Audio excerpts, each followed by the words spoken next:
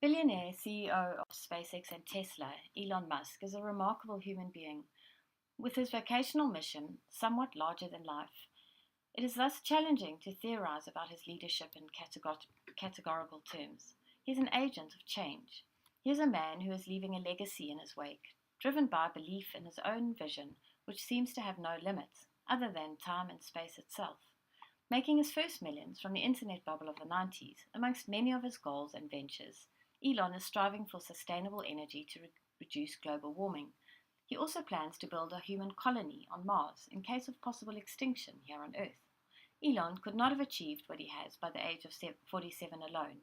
He was not born a leader, and his early character exposed no traits of leadership either. The skills he learnt along the way were not aimed towards leadership. Elon was following his dreams, literally, and then he built a tribe. Elon was born in Pretoria in 1971.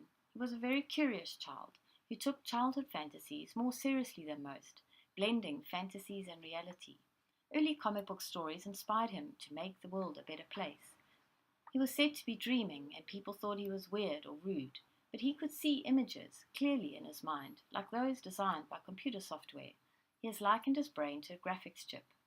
Elon demonstrated an early interest in technology, and by 12 years old had designed the source code to a video science fiction game, earning money from a magazine that wrote about the project. Elon read a lot. He read all the books in the school and the neighborhood library, including the Encyclopedia Britannica. That was so helpful, he said. You don't know what you don't know. One of his favorites was The Hitchhiker's Guide to the Galaxy by Douglas Adams. From it, he was inspired to find out what the questions are. When we have the questions, he says, the answers are easy. Elon was bullied at school. He was viewed as geeky, kept to himself a lot. Emerging from a conservative Afrikaner community in the height of apartheid and violence in South Africa, he believed the world had gone awry. His early vision was to strive for a greater collective enlightenment. From these beginnings, Elon was to become America's most adventurous industrialist. At school, Elon showed no leadership qualities either. He got through with the required grades. Inspired to get to America and Silicon Valley in particular, and to avoid military service, he initially moved to Canada at 17, then down to America, receiving degrees in economics and physics. His final papers included solar power stations of the future, information databases, and ultracapacitors, demonstrating his unique blend of scientific and business brain. Elon Musk has enormous vision. The scale of his vision reaches beyond the future of humanity on Earth. He sees his obligations as saving humanity from running out of renewable resources, and in case they do, well, then he just dreams bigger and finds a way of sending us to Mars. To make all this happen requires money, so Elon became an entrepreneur, co-founding a software company which 4 years later sold for 340 US million. Then an online bank to become PayPal, he sold for 1.5 billion. He then founded SpaceX, where he currently is CEO and lead designer, building rockets, servicing space stations, and eventually will go to Mars with reusable boosters. He is CEO and product architect of Tesla, which built the $100,000 Roadster, an electric supercar, and is about to launch the Model 3, which will be completely self-driven using passive optical vision. He is chairman of the Solar City, second largest solar provider in the USA, currently building solar tiles for roofs. He is also tripling the number of gigafactories to help get the world off fossil fuels, and is the co-chairperson of OpenAI and the founder of Boring Company, boring tunnels underground. According to Seth Godin, people want to be part of a tribe. Elon has a tribe, eager customers, cheerleaders, and vicarious fans, as Godin puts it. Belonging is one of our most powerful survival instincts. We are drawn to leaders of tribes, to their new and exciting ideas. We want to belong. Elon's leadership emerged situationally. His visions and goals were bigger than himself. They were for humanity as a whole, to better the world. And in spreading them, he inevitably created, and continues to, a community around himself. People are drawn to the images he shares, which literally come from within him. He gives people a taste of excitement and freedom. Smart engineers have an outlet for their skills and their own dreams, and are prepared to work long hours and be pushed into compromising situations to meet Elon's almost impossible deadlines. Godin talks about tribes having faith. People see their leaders' vision and believe in them. grounded in respect and admiration for the leader of the tribe and for the other members as well. Everyone in SpaceX believes in sending reusable rockets to space and land them back upright onto a landing pad in the middle of the Atlantic Ocean, as they did last year. Elon has proven to them the product of their hard work could make it happen.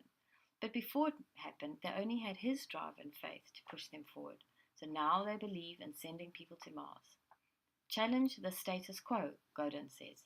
Heretics are the new leaders, he boldly states. He says commit to a cause, connect people, change big things. Well, Elon is that kind of leader.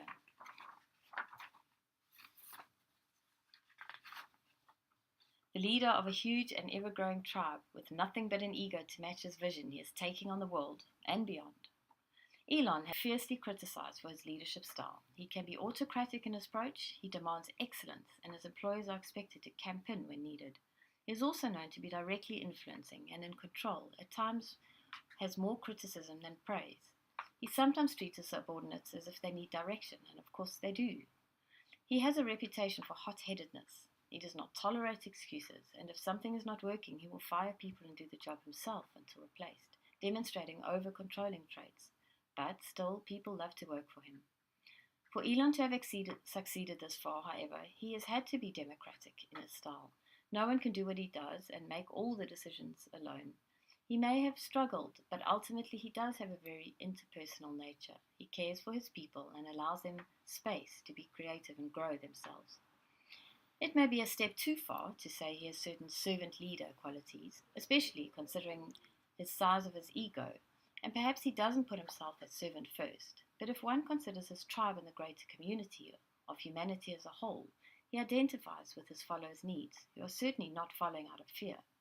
He is action-orientated and puts his money where his mouth is, as in the $100 million to start SpaceX. Elon also communicates directly with his followers, 23 million of whom follow him on Twitter. Elon is very rich and believes in himself. He is prepared to work harder than anyone else, and his vision is for the good of all. There is no doubt that despite Elon's autocratic style occasionally, his type of leadership is relational. There's big influence between him and his followers, both his employees and the larger community. In this case, one could say the whole of humanity. Specifically, he is transformational. He is perceived as confident and powerful. He also inspires and intellectually stimulates. On an individual level, however, due to his somewhat almost immature nature, he could be seen to be more transactional. For example, the firing of long-term employees when they underperform. Elon Musk's vocational mission, being so unique, is one of a kind. It doesn't quite fit into any general theory of leadership. In terms of Rook's and Torbert's theory of transformations, however, he fits many of the alchemist's action logic.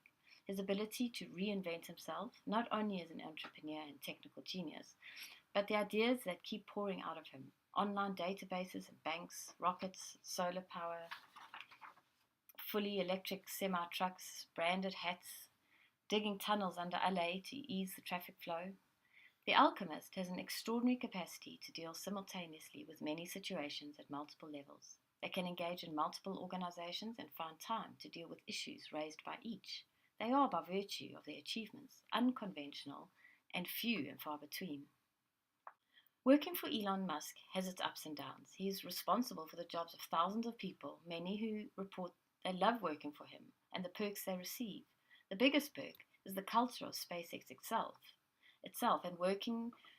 and the opportunity to work in a rocket factory. Employees would gather around outside of mission control for the launches, which is an amazing experience. However, Musk's traits as a confrontational know-it-all and his abundant ego created deep, lasting fractures within his companies. Staff complain about the unrealistic delivery deadlines he demands of them, and there have been cases of misconduct reported. Elon has been recently in the news for possible fraudulent remarks regarding one of his companies and for smoking weed.